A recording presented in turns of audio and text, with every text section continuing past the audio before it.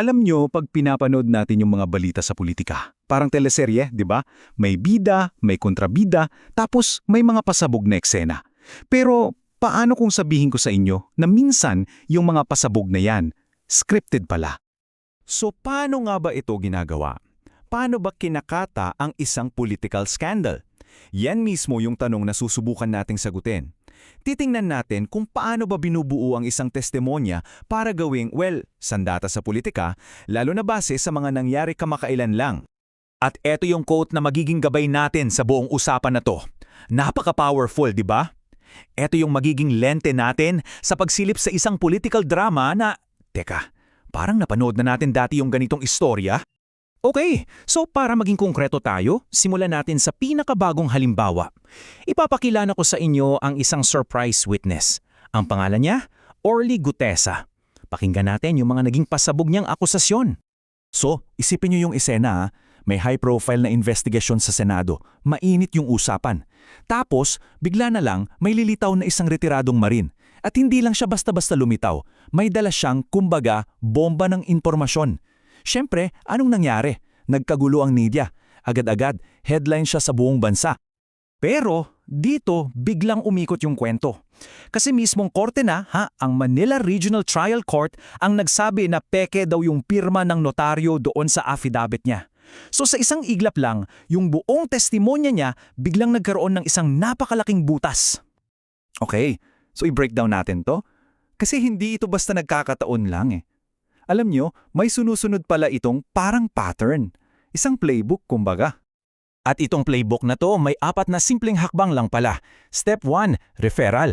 May isang insider na magkokonekta sa testigo papunta sa isang politiko. Step 2, paghahanda. Dito na yung coaching, yung pag-prepare ng affidavit. Step 3, yung grand presentation. Dito na siya ilalabas sa harap ng mga kamera para lumaki yung kwento. At yung huli, step 4, yung aftermath o yung resulta. Dito malalaman kung yung kwento ba niya, totoo o guguho apag sinuri na. At alam nyo, dito sa huling step madalas nagkakagulo. Kasi pag na-booking na may mali sa ebidensya, yung diskarte, napakasimple. Turuan, biglang may sisihan, may drama, may galit-galitan. Pero yung pinaka-importante, yung tunay na pananagutan, ayun, biglaan na lang naglalaho. Parang bula. Now, eto yung talagang nakaka-intriga. Itong playbook na to, parang pamilyar no? Kasi sa totoo lang, napanood na natin ang ganitong dula dati. Balikan nga natin sandali yung kaso ni Ador Mawanay, noong early 2000s pa yun. Tingnan nyo tong comparison, side by side, sa Mawanay saga at sa Gutesa affair. Parehong may witness, parehong may pasabog na akusasyon, at pareho din yung naging resulta. Kinuwestiyon ang kredibilidad, gumuho yung kwento. Grabe, di ba? Halos parehong-pareho yung script. Isang paulit-ulit na pattern. At hindi lang tayo yung nakapansin niya mismong ang mga taga-media tinawag na itong Ador Mawanay 2.0 kasi kitang-kita nila sobrang pamilyar na ng ganitong political strategy. So kung ito ay isang dula, isang production, ang tanong, sino yung producer? Sino yung nasa likod ng telon?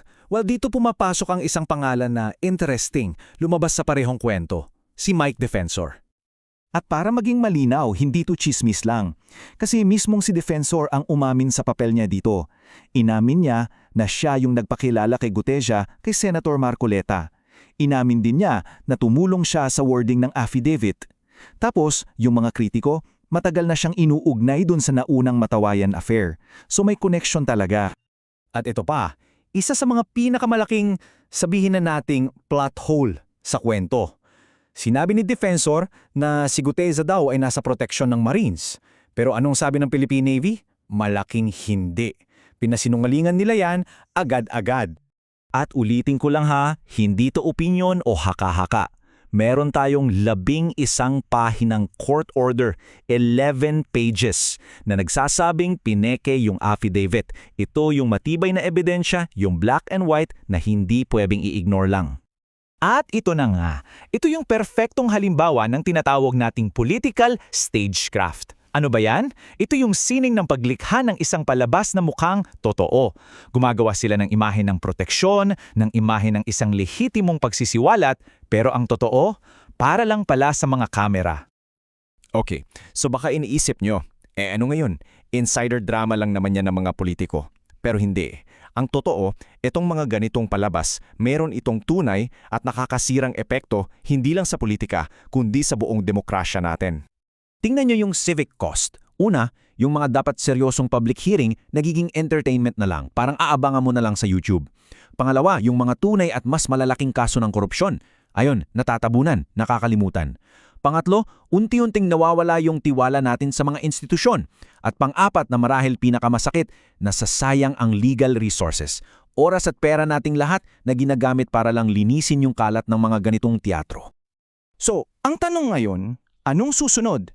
Hindi pwedeng dito na lang matapos ang kwento. May mga kailangan tayong abangan at bantayan, hindi lang bilang media, kundi bilang mga ordinaryong mamamayan para masigurong may tunay na pananagutan.